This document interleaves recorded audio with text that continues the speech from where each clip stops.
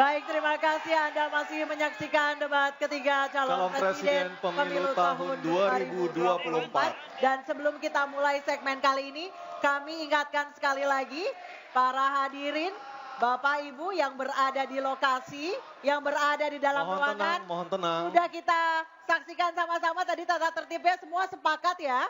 Sepakat? Oke. Dan segmen ini adalah segmen yang paling mudah memancing keriuhan.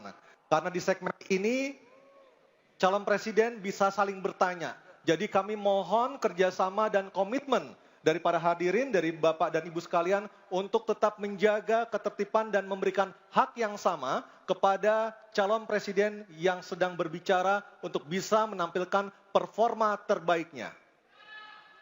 Dan kami undang Pak Prabowo, Pak Ganjar dan Pak Anies untuk maju ke podium. Kami persilakan Pak. Baik, jawaban pertanyaan akan ditanggapi oleh capres penanya dan selanjutnya akan direspon kembali oleh calon presiden yang menjawab. Sebelumnya kepada para calon presiden 2024 mohon diingat untuk melakukan tanya jawab sesuai tema debat pada malam hari ini, yakni pertahanan, keamanan, hubungan internasional, globalisasi, geopolitik dan politik luar negeri. Dan jika menggunakan singkatan atau terminologi, maka wajib untuk memberikan penjelasan dari pertanyaan yang dimaksud. Sepakat ya? Baik, kita sepakat. Mohon tenang. Dan kesempatan pertama di segmen ini kami berikan kepada calon presiden nomor urut 3 Bapak Ganjar Pranowo untuk bertanya kepada calon presiden nomor urut 1 Bapak Anies Baswedan. Waktu Pak Ganjar 1 menit dimulai saat Bapak berbicara. Mas Anies, anggaran pertahanan belum ideal. Tadi saya sampaikan kita perlu 1-2% dari PDB. Sekarang masih 0,78%. Ini data. Untuk beli alutsista masih harus ngutang dan utang kita di 2023 naik dari 20,7 miliar dolar menjadi 25 miliar dolar. Padahal target Renstra kita, perlu saya panjangkan, rencana strategis ya. Minimum essential force di 2024 tidak tercapai kira-kira. Karena sekarang hanya 65,49% dari target. Kira-kira menjadi pertanyaan saya nih Mas Anies. Apa solusi ekonomi pertahanannya untuk kita bisa mengejar ketertinggalan dan kemudian menyelesaikan persoalan-persoalan itu agar pertahanan kita menjadi strong? Baik, masih ada Bapak sedikit lagi? Cukup. Baik. Baik, terima kasih Pak Ganjar. Mohon untuk tenang. Kami persilakan Bapak Anies Baswedan untuk menjawab waktu Bapak 2 menit. Silakan. Terima kasih Pak Ganjar.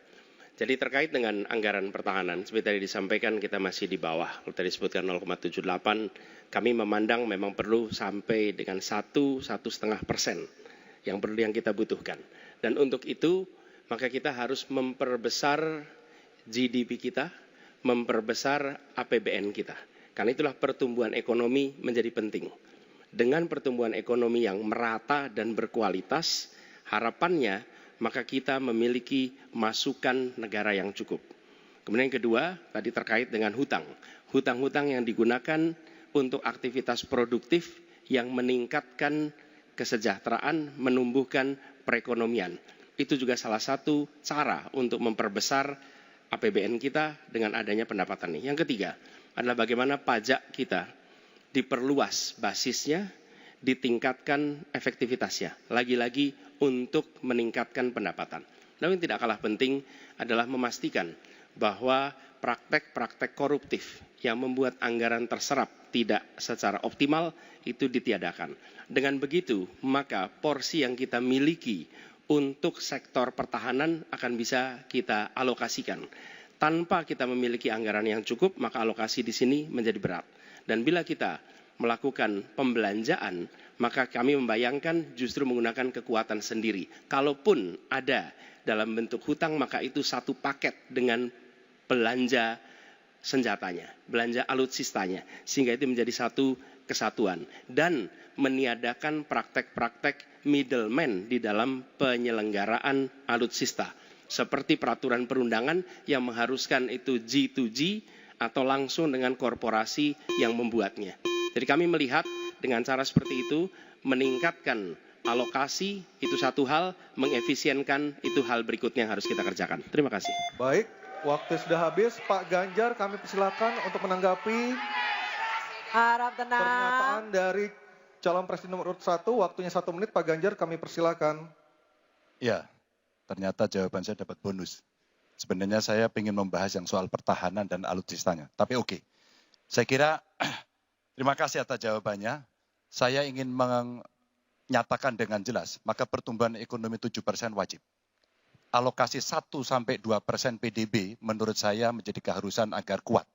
Dan belanja alutsista kita ini harus jadi investasi pertahanan kita. Tanknya dibuat di Pindad, helinya di PT DI, fregatnya ada di PT PAL, sibernya ada di PT LEN.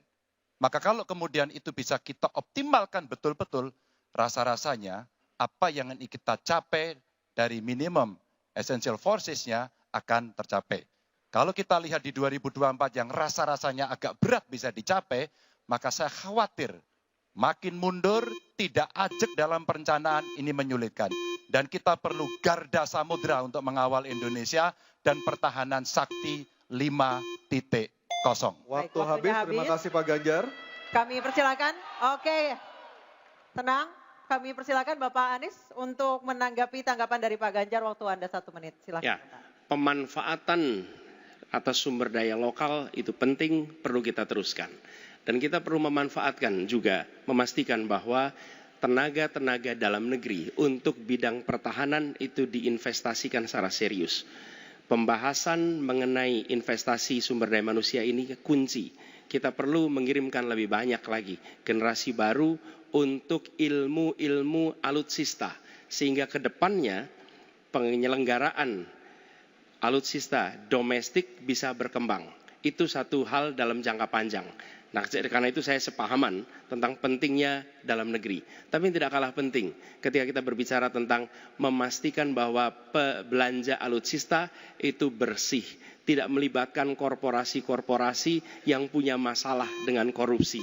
Dengan begitu maka bukan saja anggarannya efisien, tapi tidak bocor di dalam belanja alutsista. Baik, terima kasih Pak Anies. Waktunya sudah habis.